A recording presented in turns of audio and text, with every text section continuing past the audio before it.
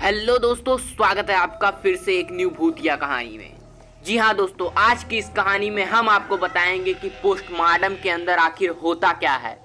हम आपको पूरी पोस्टमार्टम के बारे में सच्ची कहानी बताएंगे। तो चलिए कहानी को शुरू करते हैं।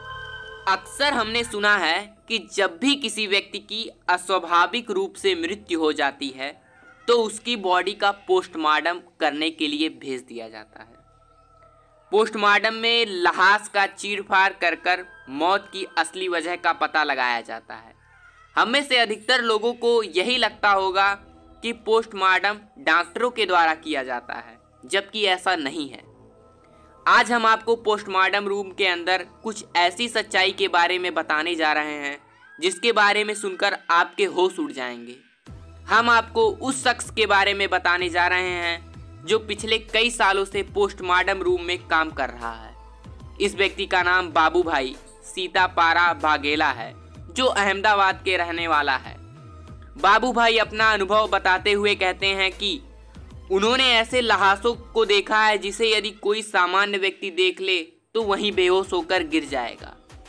बाबू भाई अपनी एक डायरी बनाई है जिसमें उन्होंने अपनी जिंदगी की कुछ खास पोस्टमार्टम का वर्णन किया है। इस डायरी में उन्होंने अपनी साथियों के अनुभव को भी लिखा है। बाबू भाई अपने इस प्रोफेशन के पहले केस के बारे में बताते हुए कहते हैं कि राजकोट के पास पेडक नामक इलाके के सूखे कुएं में एक आदमी की लाश पड़ी हुई थी। लगभग 8 दिन पुरानी थी वह लाश। इसमें कीड़े लग चुके थे। यह मेरा पहला मामला था। पोस्टमार्टम की बात तो दूर, लाश को देखने के बाद मैंने कई दिनों तक ठीक से खाना तक नहीं खाया। मैंने जैसे ही खाना खाने बैठता मेरी आंखों के सामने वह तस्वीर आ जाती। पुलिस यह लाश एम्बुलेंस द्वारा स्ट्रेचर पर रखकर लाई थी, जिसे सीधे ही पोस्टमार्टम रूम भेज दिया गया था। जब मैंने लाश के ऊपर से चादर हटाया तो देखा कि उसके चारों तरफ झिल्लियां रेंग रही हैं, यानी कि कीड़े रेंग रहे हैं। इससे भी ज्यादा मेरे लिए डरावनी बात यह थी कि यह सिर कटी हुई लाश थी। सच कहूं तो पहली बार पोस्टमार्टम करने में मेरे हाथ पांव थर-थर कांप रहे थे। मेरी जिंदगी का एक ऐसा वह समय था जिसे मैं कभी नहीं भुला सकता।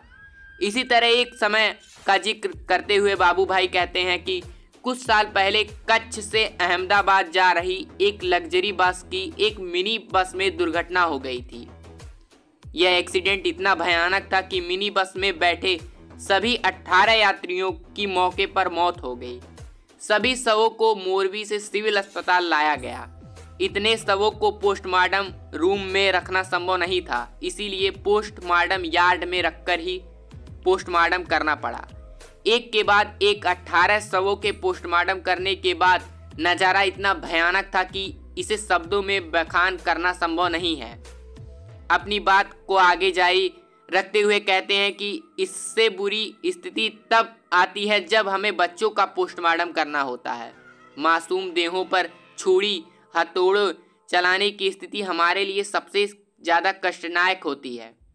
वह बताते हैं कि सामान्यतः पोस्टमार्टम रूम में प्रत्येक सीवर को 8 घंटे की ड्यूटी करनी पड़ती है। हालांकि कई बार उन्हें कई घंटों तक भी काम करना पड़ता है। एक रिटायर कर्मचारी के अनुसार किसी भी स्वीपर के लिए सबसे भयानक स्थिति तब होती है जब 80% जली हुई लाश का पोस्टमार्टम करना पड़ता है। दोस्तों, रिटायर कर्मचारी यानी कि वो जो पोस्टमार्टम करते हैं, इन विभत्स शवों का पोस्टमार्टम करने से पहले हम लोग शराब पी लेते हैं। वो बताते हैं कि हम लोग शराब पी के पोस्टमार्टम करते हैं। बाबू भाई बताते हैं कि पानी में फूली हुई लाश पर नाइफ चलाते ही शरीर किसी पटाखे की तरह फूटती है। यदि शव कई दिनों तक पानी में पड़ा रहा तो उसकी ऐसी स्थिति भी हो जाती है कि आप यह भी नहीं पता लगा सकते कि वह महिला है या पुरुष। इसकी पहचान करने के लिए हमें सबसे पहले प्राइवेट अंगों का पोस्टमार्टम करना होता है। आपको बता दें कि बाबू भाई के पिता और दादा भी अपने ज़माने में यही काम करते थे। वाकई में पोस्टमार्टम रूम की यह सच्चाई रातों की नींद को उड़ा देने वाली है। तो दोस्तों, कैसी लगी यह कहानी हमें कमेंट बॉक्स में ज़रूर बताइएगा, और कहानी लगी तो चैनल को सब्सक्राइब करके वीडियो को लाइक ज़रूर कीजिएगा। फिर मिलेंगे एक सच्ची घटना में, तब तक के लिए।